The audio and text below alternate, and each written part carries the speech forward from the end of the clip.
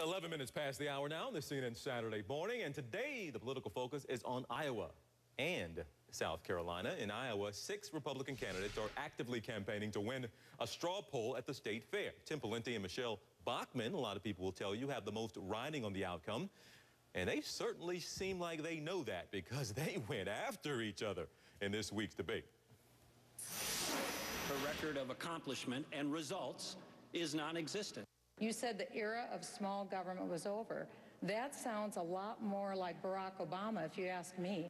It's not her spine we're worried about, it's her record of results. Please stop, because you're killing us. Well, Mitt Romney, meanwhile, and John Huntsman, Newt Gingrich, they're also on the ballot for the straw poll, but they've all decided to take a pass on actively campaigning and competed there, so they're not there right now. 2 people who aren't on the ballot there at all, still making a lot of noise this weekend. Sarah Palin, she brought her bus tour to Iowa, got a lot of attention, of course, and Rick Perry is in South Carolina, where he is expected to announce his presidential bid later today. Joining me to talk about this race, Democratic strategist Maria Cardona in Washington, and from the state fair in Iowa, Republican strategist Lenny McAllister, friends of our show here. Good to have you all here. Thank you, TJ. A little early. Good morning. Let me start with, I guess, who is the bigger story right now, Maria? Is it Rick Perry, is it Sarah Palin, or the Republican field? I think it's definitely Rick Perry, TJ, because clearly that's what everyone, and frankly a lot of GOP voters who are not happy with the current field, have been waiting for him to jump in. And now what I think is that now that he's in, all of the rest of the Republican contenders really are now very wary, because I think he's going to try to overshadow them all. Lenny, who has the most to win or lose today? Because it's an expectations game. And even if Michelle Bachmann comes in 2nd or 3rd, some might look at that and call that a bad showing. So between her and Pawlenty, I guess who has the most to gain or to lose today?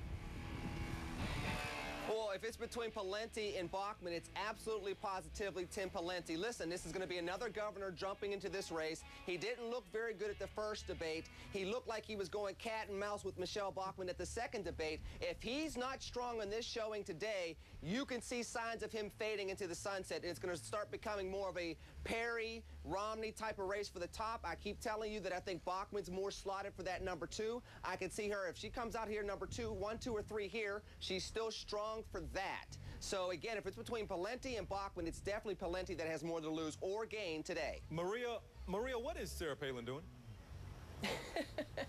She's like the belle of the ball who just gets really mad when she's not getting all of the attention. And so I think that she is trying to basically ruin it for the rest of the contenders by making sure that she does get all of the attention. And we know that that is one thing that she's incredibly good at. I mean, right now, look, we're talking about her. She's not in this race. I never thought that she would be serious about getting into the race, but that's the question that still remains. What is Sarah Palin going to be doing? Is that fair to say, though, Lenny, that she wants attention necessarily? And Maria put it as she's there trying to steal the attention or kind of ruin it for the rest of them. Is that necessarily fair to say?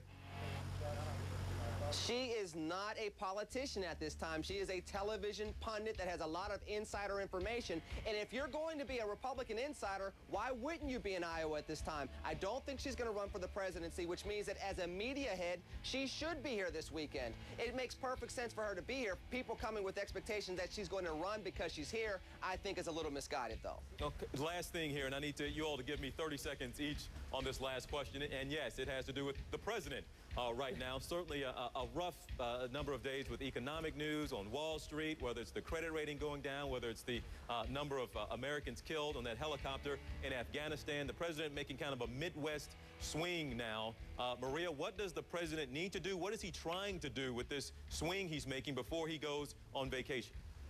Well, I think what he's doing is exactly what he needs to be doing, which is focusing on jobs and focusing on the middle class and the working class in the country, TJ, who have been hardest hit by the economic situation. And what's interesting is that what's going on in Iowa with the Republican debate and what is going on this weekend, we are seeing a huge contrast between the most extreme conservatives of the Republican Party who want to do nothing for the middle class and protect millionaires and billionaires, and President Obama, whose policies will focus on trying to grow and protect the middle class from all of the dangerous policies that Republicans are trying to put in place. All right, Lenny, you wrap it up for me.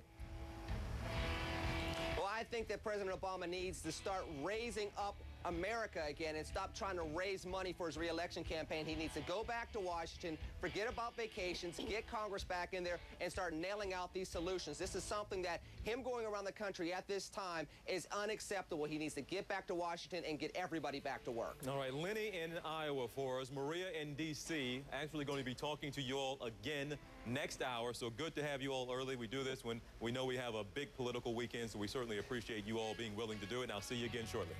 See you in a bit, TJ.